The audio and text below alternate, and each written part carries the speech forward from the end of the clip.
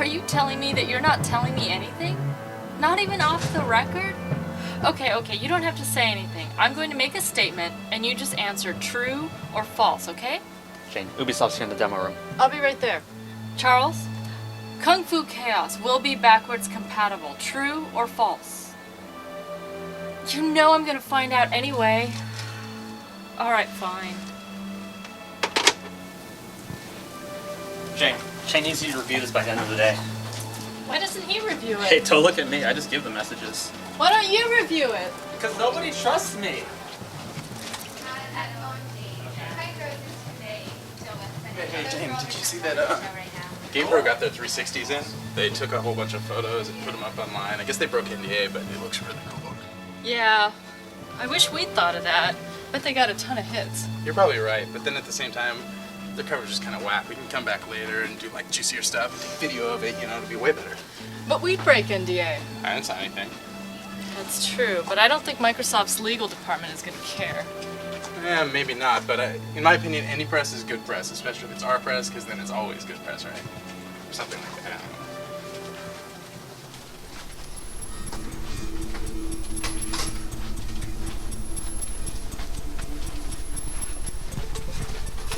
Hey, what are you doing, Jay? That's for print publications only!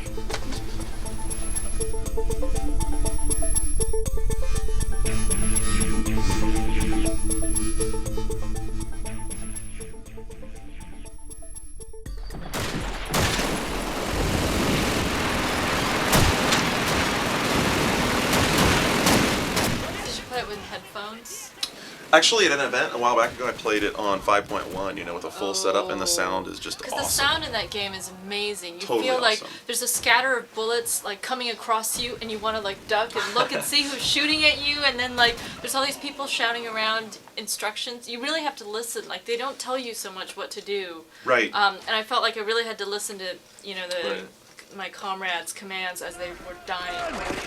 Enemy infantry! Left side! I got one! Move in! Sowjetische Truppen!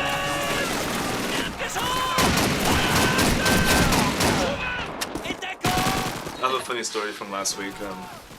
We were at the Microsoft demos, and you know, they were obviously, you know, it was like play Xbox 360 while drunk or something. It was like basically free booze and free games. And it was the end of the night. It was the end of the night, and you know, Jane was playing the game with headphones on. She was like screaming at the top of her lungs, like, "Oh my God, help me!" It was a visceral experience. Yeah.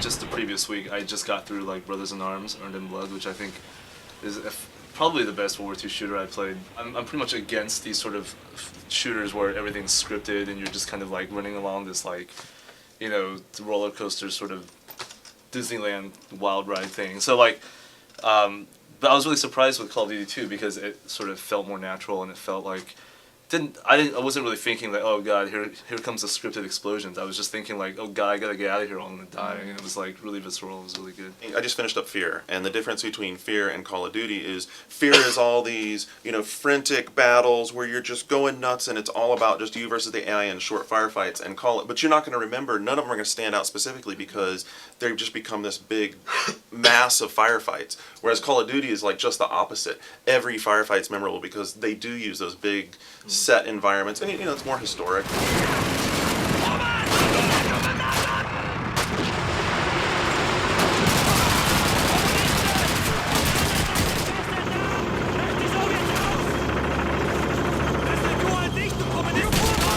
I felt like it was like an evolution of like those old AM2 like Model 2 shooters or something, because everything moved like 60 frames per second super fast or something. Everything was really smooth, and I felt like it was like Virtual Cop. And it doesn't skip a beat. Yeah. I mean, it doesn't even slow down at all. Yeah, so the game was like, I wasn't excited about the game at all, just because I was, oh God, another World War II shooter, another Call of Duty. But like, I really think it's probably like a must-buy title at launch. Yeah. if you like shooters anyway. I think it's going to be right up there with Perfect Dark Zero. This way! We're needed at the train yard! Let's go!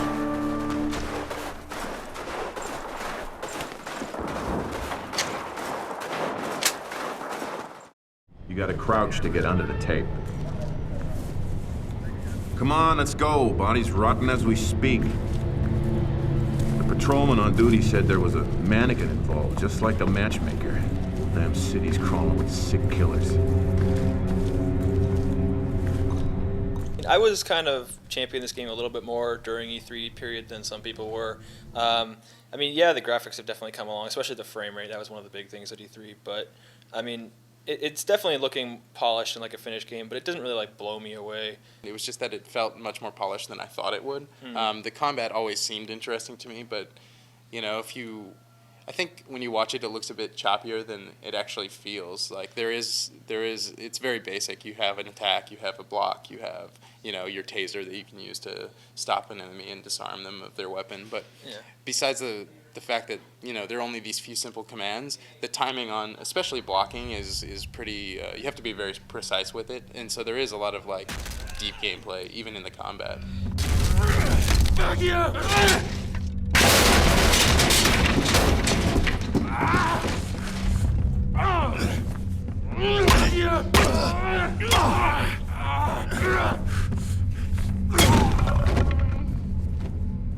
Yeah, I think people were a little bit misled at the beginning just because they saw it and they thought, okay, this is kind of like Riddick. But it doesn't have as much depth as Riddick. Like, Riddick had different maneuvers if you move the analog stick in the right way. This is more about, like, what weapon you pick up and how you swing it. Like, when you pick up the weapons, they have little statistics that show you, like, this has more strength, this one's faster, this one's good for this, etc. And the weapon choice, I think, is a lot more important here. But the actual strategy of, like, combos are kind of non-existent. You still have to play like slow or fast. You have to block. You have to space yourself from the opponent. But you don't really have to learn that much about it. It's more just feeling out the scenario. Riddick and I would say even Breakdown a bit more. They really feel like first-person shooters to me, and this one doesn't. Like it very much feels like an adventure game in the first-person perspective, and I think it's because the combat when you're holding a gun, the ballistic combat just feels kind of. I want to say more realistic. Like it's not about strategy when you have a gun. You can kind of just point in someone's general direction, fire it, and like if they're close enough to you, you hit them and they die. It's very fast. Whereas the melee combat is where most of the technique comes in, and it's when finding a gun in Condemned feels like you're finding a power up. They're not everywhere, and when you do finally pick one up and get to use it, it's just so the next few enemies that you have to face aren't going to pose any sort of threat to you. Yeah, it's kind of strategic in the Resident Evil way in that you got to conserve your ammo. You're not going to have a lot of guns in the game. There are guns, but it's not a shooter, At least for me, I can say personally that Condemned is a lot better than I thought it was going to be. Yeah, it's a little bit slower paced than I was expecting. Like, you're not fighting 10 enemies at once. You walk around for a little while, you come across an enemy. I think maybe the most I saw at once was 2 or 3. I'm not sure exactly, but I mean, it's really not constant enemies. It's not waves of enemies. It's nothing like that. It's totally about like using your spy gear and hunting around and all these kinds of things. Yeah, the narrative is really well told. The air sample contains usual city pollutants and high concentrations of mold spores. And here we go. Methane. It's relatively weak, but definitely there.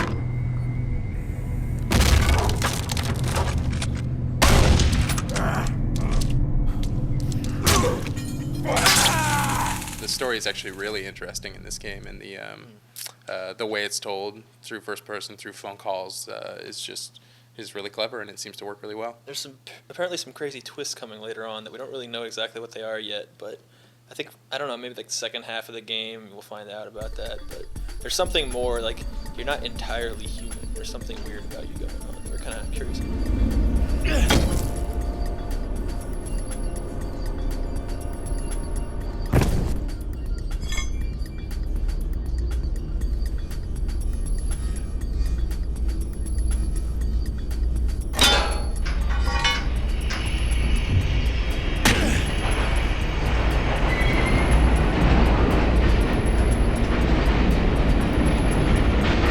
So anyway, yeah, Condemned, it's looking really cool, and we can't wait to see more of it and show you more of it in the near future.